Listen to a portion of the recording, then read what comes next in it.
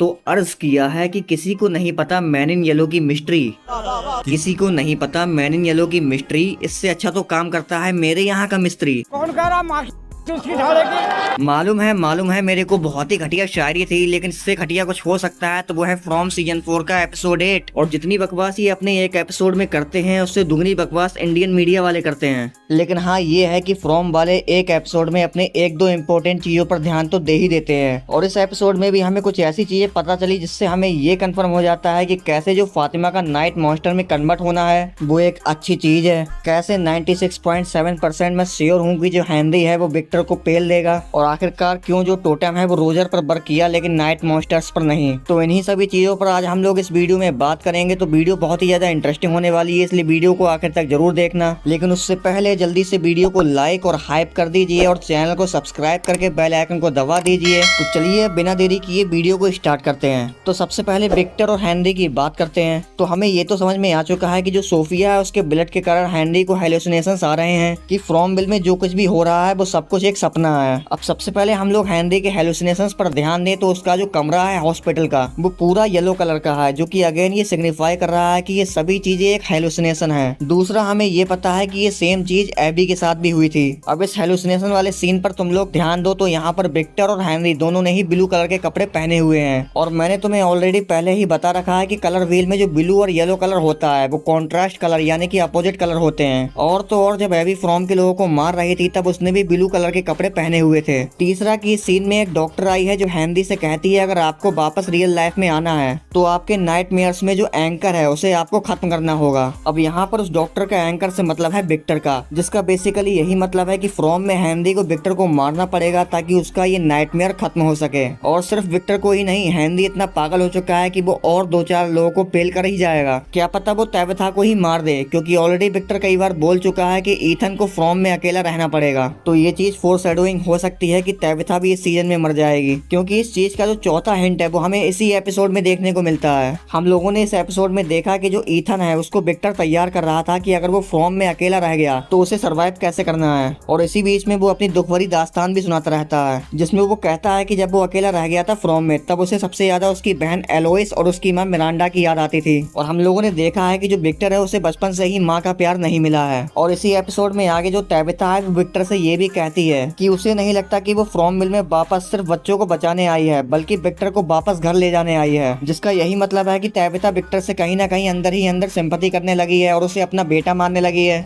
और हम लोगों ने कई सारी मूवीज और शोज में देखा है कि अगर कोई कैरेक्टर बहुत टाइम से सफर करते आ रहा है और उसके साथ फिर थोड़ा सा भी कुछ अच्छा होता है तो उसका मतलब यही होता है कि वो 100% मरने वाला है। और विक्टर के साथ भी यही सेम चीज हो रही है और डेफिनेटली वो सीजन के एंड तक मरेगा। अब जिसके बाद फातिमा पर बात करें तो देखो पर्सनली मुझे लगता है कि हाँ वो मॉन्स्टर में कन्वर्ट हो रही है। और इस चीज का बहुत ही सिंपल आंसर है, हमें ये पता है कि जो नाइट मॉन्स्टर है उन्होंने इटरनल लाइफ के लिए अपने बच्चों का सैक्रिफाइस कर दिया था, जिसके कारण उन्हें इटरनल लाइफ तो मिल गई लेकिन वो नाइट मॉन्स्टर में कन्वर्ट हो गए। और यही फ्रॉमविल का सबसे बड़ा रिचुअल है। और टेक्निकली देखा जाए तो फातिमा ने भी ये रिचुअल ऑलरेडी पूरा कर लिया है। हम लोगों ने ये देखा है कि जो फातिमा है उसने एक मॉन्स्टर को पैदा किया है, मतलब कि जो फातिमा का बच्चा है वो मॉन्स्टर में कन्वर्ट हो गया। और इसका मतलब है कि फातिमा का जो बच्चा है वो ऑलरेडी सैक्रिफाइस हो चुका है और उसी सैक्रिफाइस के कारण जो फातिमा है उसे इमॉर्टैलिटी वाला कर्स मिल जाएगा। अब इसी एपिसोड में हमें ये भी पता चला है कि फातिमा की बॉडी में कुछ रिएक्शंस हो रहे हैं और उसकी जो हार्ट बीट है वो 19 बीट्स पर मिनट है और उसका ब्लड प्रेशर 53/33 है, जिसका मतलब है कि टेक्निकली अभी फातिमा को जिंदा नहीं होना चाहिए था।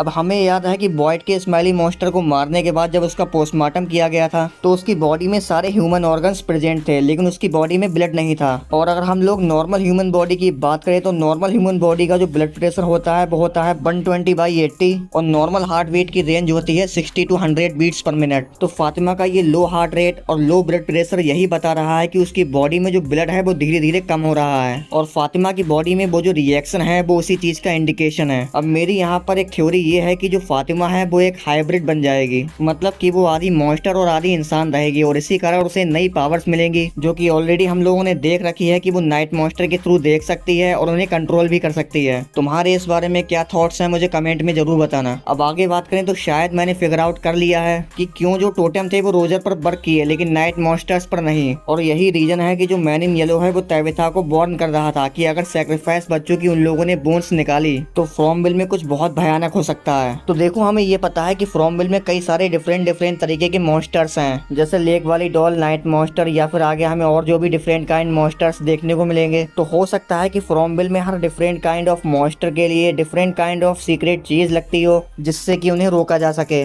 जैसे नाइट मॉन्स्टर्स के लिए वो टेलिस्मैन्स थे और सेटलमेंट वाली डॉल्स के लिए वो टोटम थे, और इसीलिए टोटम नाइट मॉन्स्टर्स पर काम नहीं किए लेकिन रोजर पर काम किए। और जो टेलिस्मैन है स्टोन वाले वो रोजर पर काम नहीं करते हैं लेकिन नाइट मॉन्स्टर्स पर काम करते हैं। क्योंकि तुम ध्यान दो तो रोजर को मारने के बाद जो सेटलमेंट वाली डॉल थी उन्होंने रोजर को कन्वर्ट कर दिया था डॉल में, इसीलिए वो टोटेम उस पर काम किए। तो अब इसी से रिलेटेड मेरी ये थ्योरी है कि जो बॉटल ट्री है जिसको उखाड़ने के बाद जेट कर रहा है, तो ये बॉटल ट्री या फिर उन सैक्रिफाइस बच्चों की बोन्स, इन दोनों में से कोई एक चीज एक और टेलिस्मैन है, और इन्होंने किसी और को नहीं बल्कि उन सैक्रिफाइस बच्चों की स्पिरिट को ही रोक रखा है, क्योंकि इस फ्रॉमविल के सबसे खतरनाक मॉन्स्टर ही वही होंगे। और यही रीजन हो सकता है कि मैन इन येलो तैबिथा को वार्न कर रहा था कि अभी तक इतनी साइकिल्स में तुमने उन बच्चों की बोन्स को बाहर नहीं निकाला है, लेकिन अगर तुम लोगों ने वो बोन्स बाहर निकाल ली तो कुछ बहुत बुरा हो सकता है। और इस चीज की वार्निंग हमें आने वाले एपिसोड भी दे रहे हैं, क्योंकि एपिसोड 9 का नाम है द काम बिफोर, यानी कि तूफान से पहले की शांति, और एपिसोड 10 का नाम है if a tree falls in the forest, जिसका मतलब है कि अगर उस बॉटल ट्री को हटाया गया तो कुछ बहुत ही बुरा होगा। क्योंकि अगर तुम लोग ध्यान दो तो जब जेट टनल से ऊपर देखता है तो उसे वो साइन दिखाई देता है जिसकी वो बार बार बात करता है, और वो साइन उसी बॉटल ट्री की रूट्स यानी कि जड़ से बना हुआ है। तो हो सकता है कि ये जो साइन बना हुआ है ये भी कोई सीक्रेट साइन हो जो उन बच्चों की स्पिरिट को रोके हुए है। खैर तुम्हें इन सब चीजों के बारे में क्या लगता है मुझे कमेंट्स में जरूर बताना। बाकी तो बस अगर वीडियो पसंद आई हो तो वीडियो को लाइक, हाइप, और चैनल पर पहली बार आए तो चैनल को सब्सक्राइब करके बेल आइकन को दबा दीजिए,